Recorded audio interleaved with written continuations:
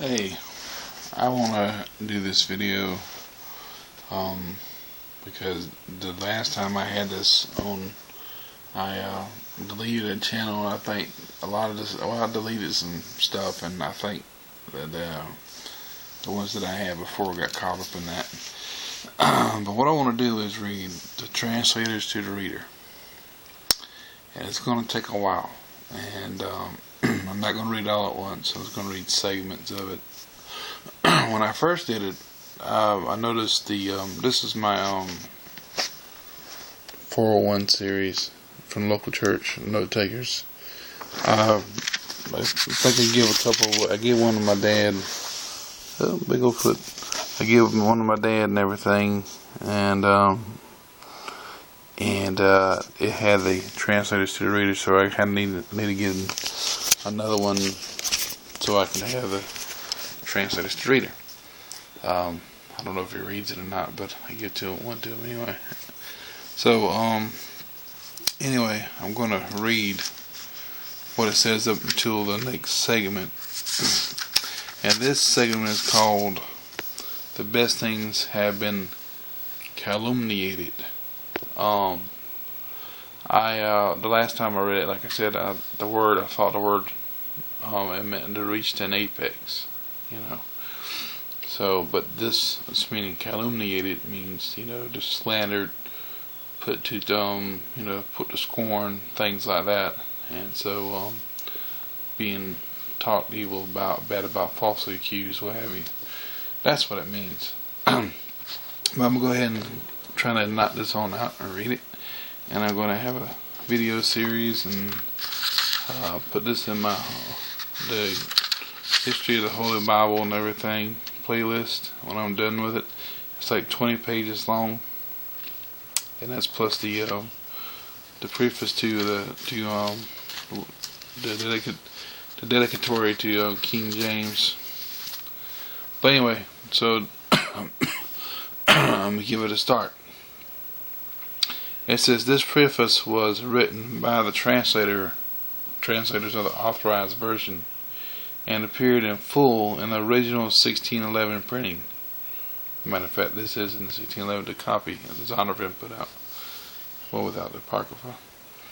It was omitted for reasons of space, as smaller sized Bibles were produced in later years, and is rarely to be found in modern editions.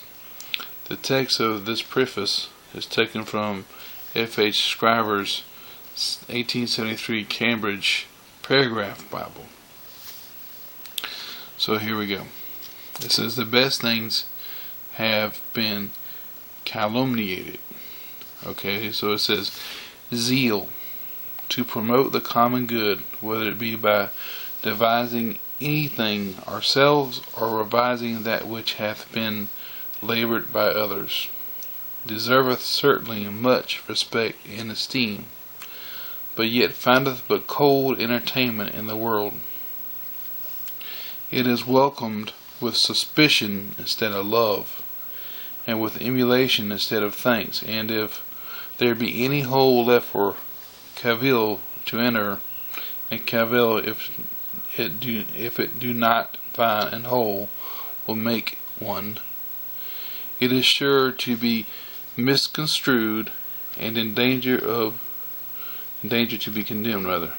This will easily be granted by as many as know story, or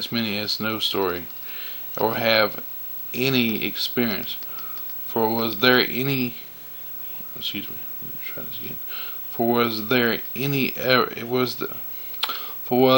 ever any thing projected that savored any way of newness or renewing, but the same endured many a storm of gainsaying or opposition?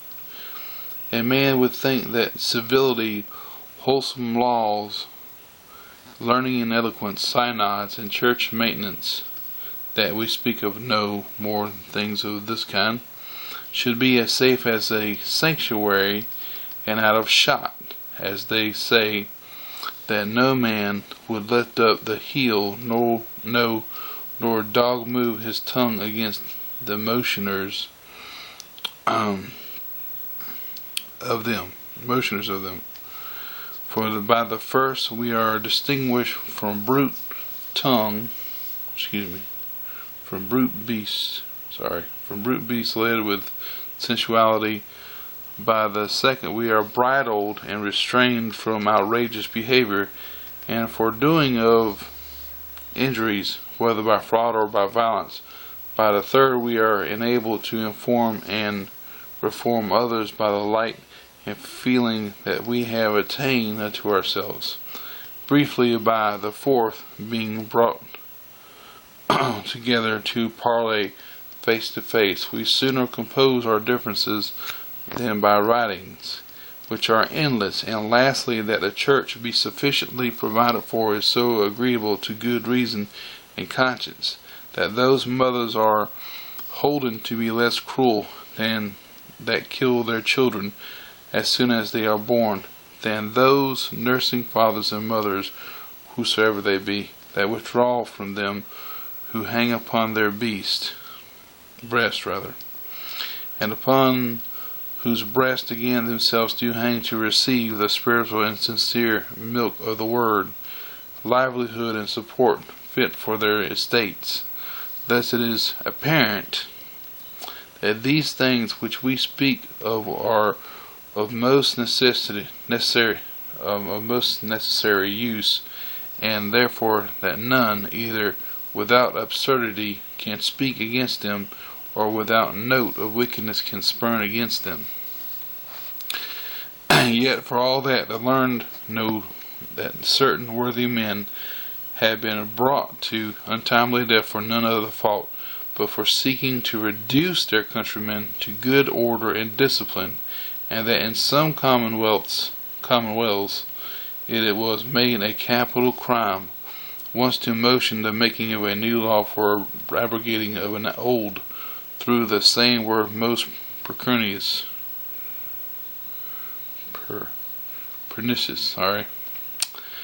and that certain which would be counted pillars of the state and patterns of virtue and prudence could not be brought for a long time to give way to good letters and refined speech, but bared themselves as averse from them, as from the rocks or boxes of poison. And fourthly, so make sure I'm caught up here. And fourthly, that he was no babe, but a great clerk, that gave forth, and in writing to remain to posterity, and passion peradventure, but yet he gave forth, that he had not seen any profit to come by any synod or meeting of the clergy, but rather the contrary. And lastly, against church maintenance and allowance, and such sort as ambassadors and messengers of the great King of Kings should be furnished. It is not unknown that what a fiction or fable, so it is esteemed, and for not better by the reporter himself through those superstitious, was devised, namely that at such time as the professors and teachers of Christianity in the Church of Rome, then the true church, were liberally endowed, a voice forsooth was heard from heaven, saying, Now is poison poured down in the church, and etc. Thus not only as oft as we speak, as one saith, but also as oft as we do anything of note or consequence, we subject ourselves to everyone's censure, and happy is he that is least tossed upon tongues. For utterly to escape the snatch of them it is impossible. If any man conceit that this is the lot and portion of the meaner sort only, and that the princes are privileged by their high estate, he is deceived. As the sword devoureth as well as one as another, and it is Samuel, nay, as the great commander charges soldiers in a certain battle to strike at no part of the enemy, but at the face. And as the king of Syria commanded his chief captains to fight neither with small nor great, save only against the king of Israel. Let's see if I'm on the right page here. So it is too true that envy striketh most spitefully at the fairest and at the chiefest. David was a worthy prince, and no man to be compared to him for his first deeds, yet for as worthy as an act as ever he did, even for bringing back the ark of God in solemnity, he was scorned and scoffed at by his own wife. Solomon was greater than David, though not in virtue, yet in power, and by his power and wisdom he built a temple to the Lord, such a one as was the glory of the land of Israel, and the wonder of the whole world. But was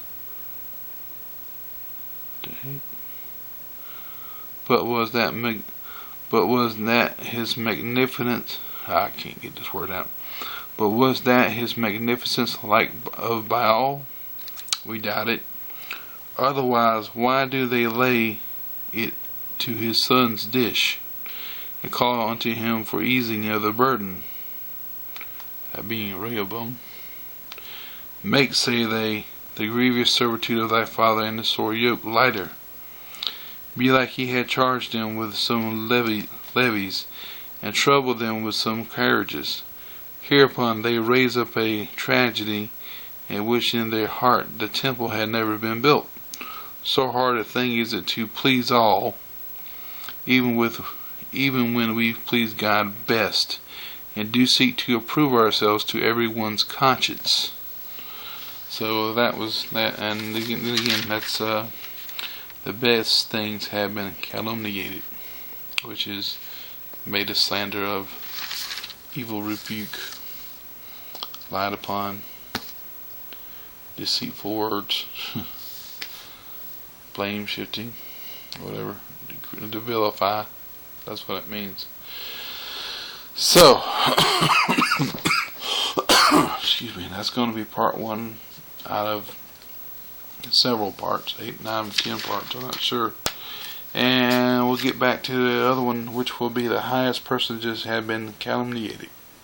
And then after that, His Majesty's constancy notwithstanding calumniation for the survey of the English translations, and so forth and so on. So we'll get to that later. Okay, well, hopefully you can understand what I read. If not, all you have to do is go to local church Bible publishers. You can get you one that's got translated to the readers, or you can get one off the internet or something like that. The translators to the reader. Alright, talk to you later. Have a good one.